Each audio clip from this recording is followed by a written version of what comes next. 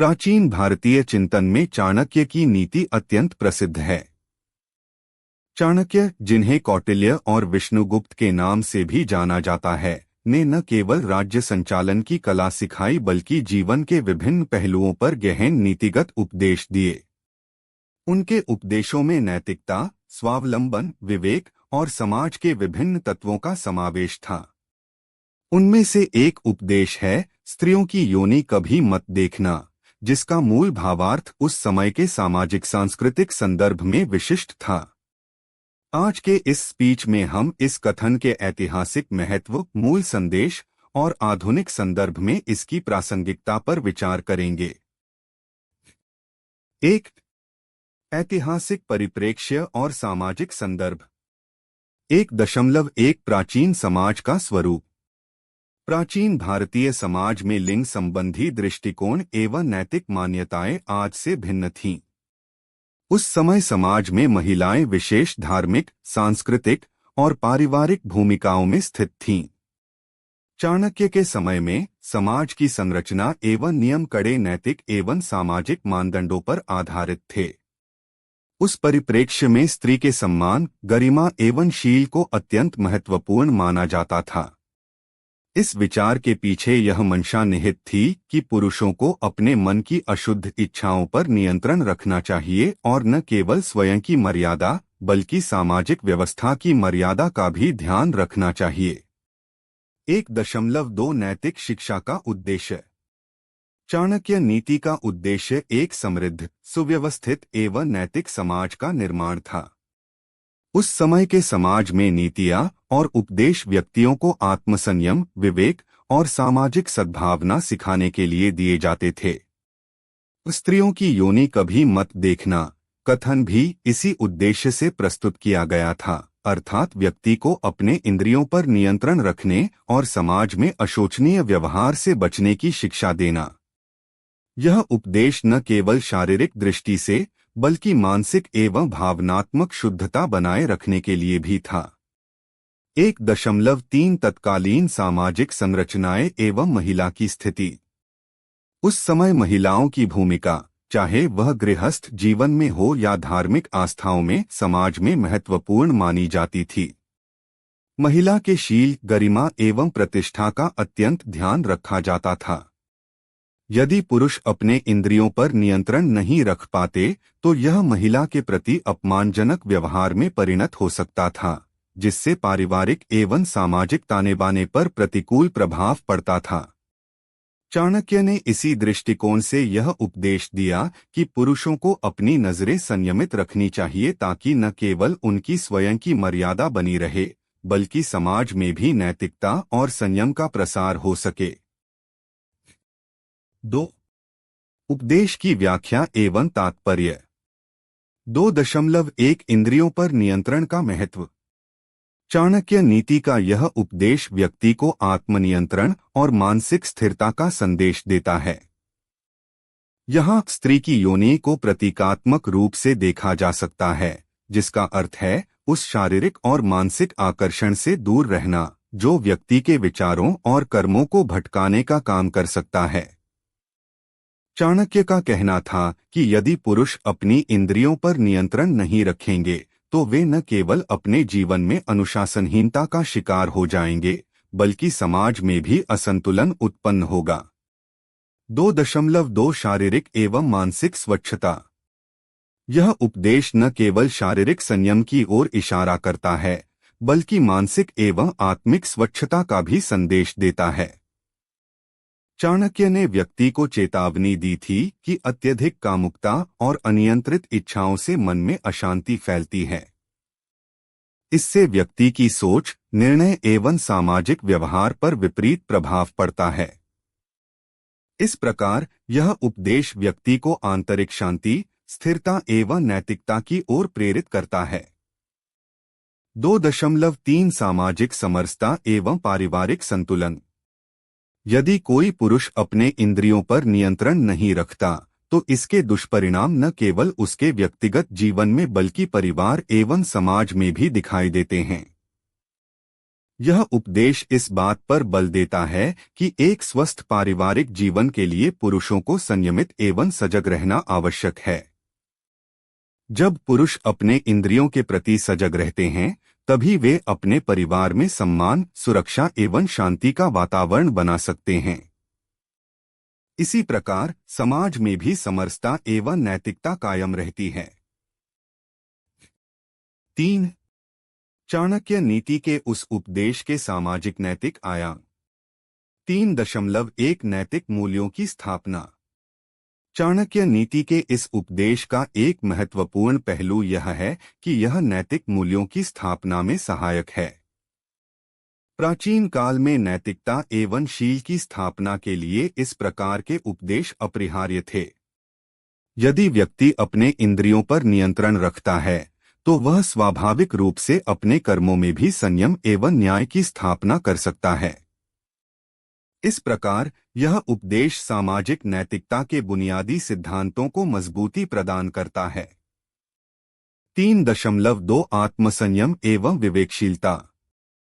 यह उपदेश पुरुषों में आत्मसंयम एवं विवेकशीलता का विकास करने का एक प्रयास भी है।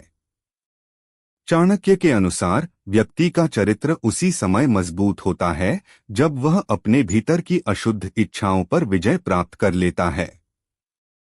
इस दिशा में स्त्रियों की योनि कभी मत देखना का संदेश व्यक्ति को यह सीख देता है कि उसे अपने आंतरिक जगत पर नियंत्रण रखना चाहिए, जिससे वह बाहरी संसार में भी नैतिक एवं संयमित व्यवहार अपना सके। 3.3 नैतिक शिक्षा और समाज का उत्थान। जब समाज के प्रत्येक व्यक्ति में नैतिकता और संयम की भावना विकसित होती है, तो समाज का समग्र उत्थान संभव हो पाता है। चाणक्य का यह उपदेश समाज के उस घटक की ओर इशारा करता है जहां से एक स्वस्थ, स्थिर एवं प्रगतिशील समाज का निर्माण संभव है। पुरुषों के संयमित व्यवहार से ही समाज में न केवल अपराध दर कम होती है, बल्कि पारिवारिक, आर्थिक एवं सामाजिक स्थिरता भी आती है। इस प्रकार यह उपदेश न केवल व्यक्तिगत स्तर पर बल्कि सामूहिक स्तर पर भी महत्वपूर्ण है। 4. आधुनिक संदर्भ में पुनर्विचार एवं आलोचना। 4.1 प्रासंगिकता एवं आलोचना। आधुनिक समाज में महिलाओं की गरिमा, अधिकार एवं स्वतंत्रता को व्यापक स्तर पर मान्यता मिली है। आज लिंग समानता और महिला सशक्तिकरण के सिद्धांत समाज के अभिन्न अंग बन चुके हैं। इसलिए स्त्रियों की योनि कभी मत देखना जैसा उपदेश आधुनिक दृष्टिकोण से कुछ हद तक पिछड़ा और विवादास्पद प्रतीत हो सकता है।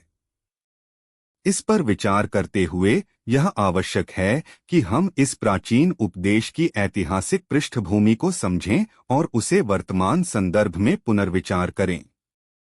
4.2 लिंग समानता की दिशा में बदलाव। वर्तमान युग में लिंग समानता एवं महिला अधिकारों के प्रति जागरूकता बढ़ी है। आधुनिक नैतिकता एवं समाज शास्त्र के अनुसार महिलाओं के प्रति सम्मान एवं उनके अधिकारों की सुरक्षा सर्वोपरि है। इस परिप्रेक्ष्य में यह कहना उचित नहीं होगा कि किसी भी महिला के किसी भी अंग को देखने से पूरी तरह से बचना चाहिए, बल्कि आवश्यक है कि व्यक्ति अपनी नजरें शालीनता एवं मर्यादा के साथ रखें। महिलाओं की गरिमा का सम्मान करना, उनकी स्वतंत्रता एवं अधिकारों की सुरक्षा करना आधुनिक समाज की प्रमुख आवश्यकता है। 4.3 प्राचीन उपदेश का आधुनिक पुनर्समीकरण।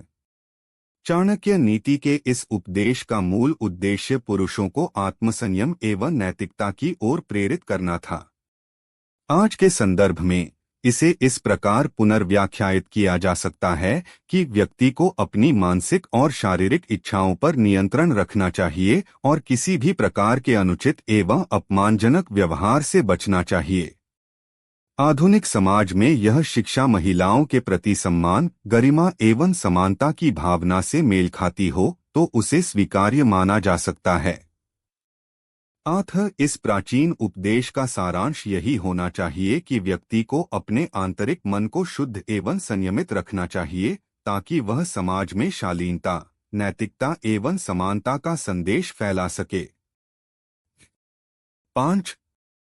इस उपदेश से मिलने वाले सबक। 5.1 आत्मनियंत्रण का महत्व। इस उपदेश का पहला और सबसे महत्वपूर्ण संदेश यह है कि आत्मनियंत्रण ही व्यक्ति का चरित्र निर्माण करता है।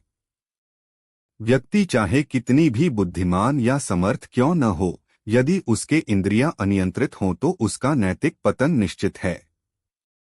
चाणक्य ने इसी सत्य को उजागर किया कि व्यक्ति को अपनी इच्छाओं पर विजय प्राप्त करनी चाहिए। आत्मसंयम न केवल व्यक्तिगत जीवन में स्थिरता लाता है, बल्कि समाज में भी शांति एवं समरसता का वातावरण उत्पन्न करता है। 5.2 नैतिक शिक्षा एवं चरित्र निर्माण। नैतिक शिक्षा का मुख्य उद्देश्य व्यक्ति के चरित्र को मजबूत करना है। जब व्यक्ति अपनी नजरें शालीनता एवं मर्यादा से रखता है, तो उसके विचार, शब्द एवं कर्मों में भी संयम झलकता है। यह चरित्र निर्माण का एक अहम पहलू है। चाणक्य के इस उपदेश से यह स्पष्ट होता है कि नैतिक शिक्षा का आधार आत्मसंयम एवं विवेकशीलता में निहित है। यदि व्यक्ति इस शिक्षा को आत्मसात कर लेता है, तो वह न केवल अपने जीवन में बल्कि समाज में भी सकारात्मक परिवर्तन ला सकता है। 5.3 पारिवारिक एवं सामाजिक संबंधों में स्थिरता। जब पुरुष अपने इंद्रियों पर नियंत्रण रखते हैं, तो वे अपने परिवार के प्रति अधिक संवेदनशील एवं सम्मानजनक व्यवहार अपना पाते हैं। इससे पारिवारिक संबंधों में स्थिरता आती है और घर का वातावरण शांति एवं संतुलन से भर जाता है। सामाजिक स्तर पर भी यदि प्रत्येक व्यक्ति नैतिकता एवं संयम का पालन करे, तो समाज में अपराध, कलह एवं असंतुलन की संभावना कम हो जाती है। इस प्रकार यह उपदेश पारिवारिक और सामाजिक संबंधों को मजबूत करने में सहायक सिद्ध होता है। 6. उपदेश का आध्यात्मिक एवं दार्शनिक दृष्टिकोण। 6.1 आत्मा एवं शरीर का संबंध। चाणक्य नीति में यह विचार भी प्रमुखता से देखा जा सकता है कि शरीर मात्र एक माध्यम है और आत्मा की शुद्धता सर्वोपरि है। स्त्री के शारीरिक अंग को लेकर यह उपदेश इस बात की ओर इशारा करता है कि व्यक्ति को अपने भौतिक इच्छाओं से ऊपर उठकर आत्मिक उन्नति पर ध्यान देना चाहिए। शरीर के इंद्रियों का उद्देश्य मात्र भौतिक सुखों के लिए नहीं, बल्कि आत्मा के विकास हेतु मार्ग प्रशस्त करना भी है। जब व्यक्ति अपनी इंद्रियों पर संयम रखता है, तभी वह आत्मिक शांति एवं उन्नति की ओर अग्रसर हो पाता है। 6.2 दार्शनिक चिंतन एवं मानसिक शुद्धता। यह उपदेश दार्शनिक चिंतन का एक महत्वपूर्ण अंग भी है। चाणक्य का मानना था कि मनुष्य को अपने मन की अशुद्धियों से लड़ना चाहिए और उसे शुद्ध रखना चाहिए। स्त्री के शारीरिक अंग की ओर न देखने का निर्देश प्रतीकात्मक रूप से व्यक्ति को उन अशुद्ध भावनाओं एवं इच्छाओं से दूर रहने की प्रेरणा देता है, जो मन की शांति एवं स्पष्टता को बाधित करती हैं। मानसिक शुद्धता, विवेकशीलता एवं स्पष्टता व्यक्ति के संपूर्ण जीवन में महत्वपूर्ण भूमिका निभाती है। 6.3 आध्यात्मिक उन्नति की दिशा में मार्गदर्शन। आध्यात्मिक उन्नति के मार्ग पर चलने के लिए व्यक्ति को अपने भौतिक इच्छाओं पर नियंत्रण रखना आवश्यक है।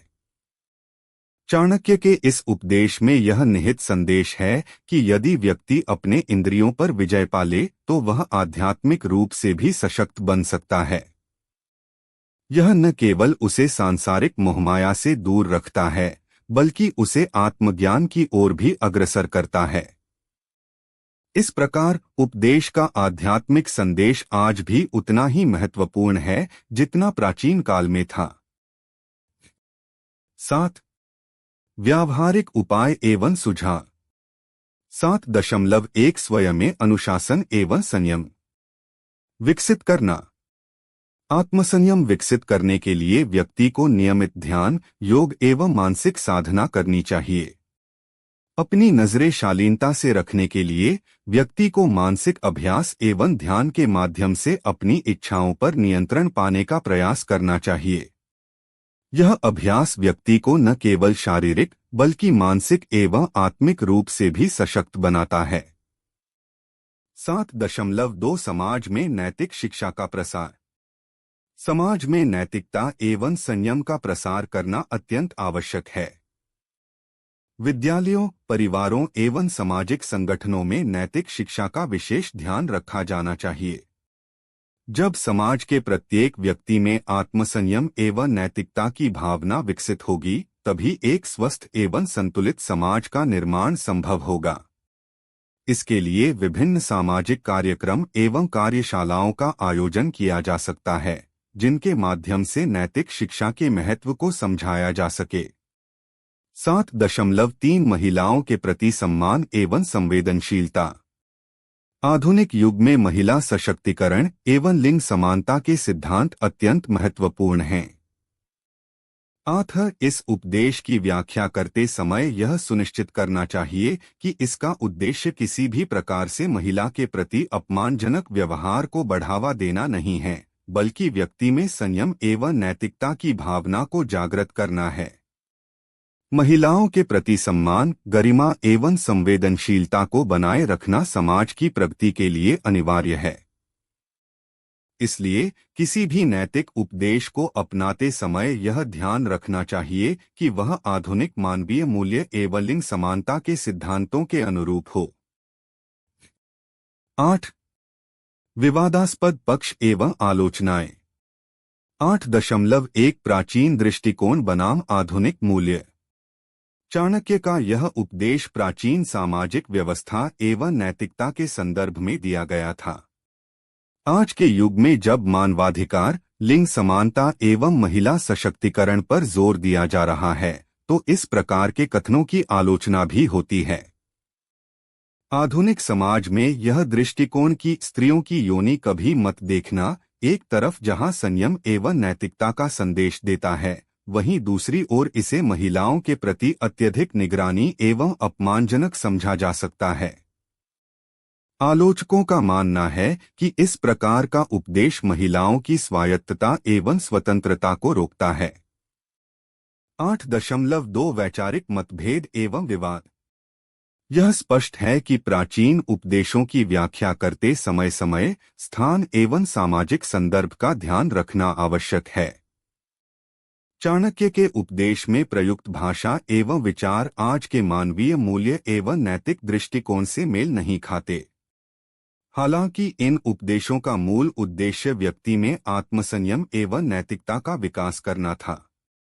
आधुनिक दृष्टिकोण से देखा जाए तो इसे उस रूप में अपनाना उचित नहीं होगा, बल्कि इसका सार यह होना चाहिए कि व्यक्ति को अपनी नजरें सजग एवं संयमित रखनी चाहिए, ताकि वह महिलाओं की गरिमा का सम्मान कर सके और समाज में नैतिकता एवं शांति का वातावरण बना सके।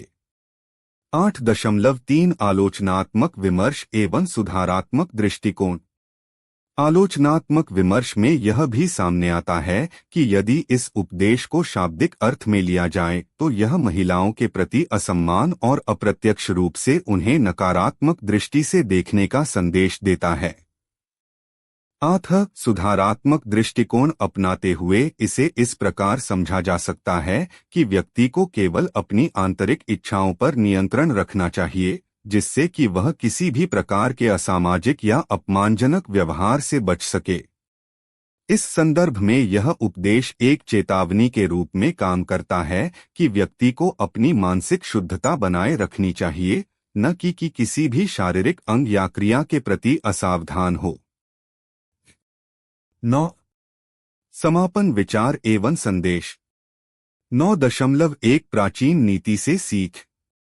चाणक्य नीति अपनी प्राचीनता के बावजूद आज भी कई नैतिक एवं सामाजिक मूल्यों को उजागर करती है। स्त्रियों की योनि कभी मत देखना जैसे उपदेश हमें यह सिखाते हैं कि आत्मसंयम, संयमित दृष्टिकोण एवं नैतिकता का विकास व्यक्ति के जीवन में कितना महत्वपूर्ण है। यह उपदेश व्यक्ति को चेतावनी देता है कि यदि वह अपनी इंद्रियों पर नियंत्रण नहीं रखेगा तो न केवल उसका व्यक्तिगत चरित्र प्रभावित होगा, बल्कि उसके आसपास का सामाजिक तानाबाना भी बिगड़ सकता है। 9.2 आधुनिक संदर्भ में उपदेश का पुनर्विचार। हालांकि प्राचीन उपदेशों की भाषा एवं अभिव्यक्ति आज के मानवीय मूल्यों से भिन्न हो सकती है, परंतु उनके अंतर्निहित संदेश, संयम, नैतिकता एवं सामाजिक संतुलन आज भी प्रासंगिक हैं। आधुनिक समाज में, जहां महिला सशक्तिकरण एवं लिंग समानता को सर्वोपरि माना जाता है, हमें इस बात का विशेष ध्यान रखना होगा कि हम प्राचीन शिक्षाओं को उसी ढंग से अपनाएं जो वर्तमान सामाजिक मानदंडों एवं नैतिकता के अनुरूप हों। इसलिए इस उपदेश का सार यही होना चाहिए कि व्यक्ति को अपनी नजरें सजग रखना चाहिए, ताकि वह न केवल अपनी आत्मा एवं मन को शुद्ध रख सके, बल्कि समाज में भी शांति, सम्मान एवं समरसता का संदेश फैला सके। 9.3 अंतिम संदेश।